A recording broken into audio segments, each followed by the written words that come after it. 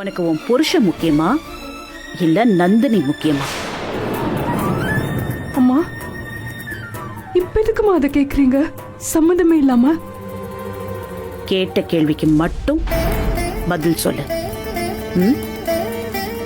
உன் புருஷன் முக்கியமா நந்தினி முக்கியமா? என் புருஷன் தான். குட். அப்ப நான் சொல்ற வேலை உனக்கு ரொம்ப ஈஸியா போயிடும். இப்ப நீ என்ன பண்ற? இங்க இருந்து நேரா சூர்யா ரூமுக்கு போ. அவன் உன்னை பார்த்ததும் அப்படியே பேசுறதுக்கு துடியா துடிப்பான். அவன் கிட்ட ஒரே ஒரு விஷயம் மட்டும் சொல்லு. நந்தினி இந்த வீட்டை விட்டு போயிட்டா எங்க யார் பேச்சையும் கேட்கல, அதுவும் உங்களை விட்டுட்டு அவ குடும்பம் அவ தங்கச்சிங்க தான் முக்கியம்னு சொல்லிட்டு போயிட்டா.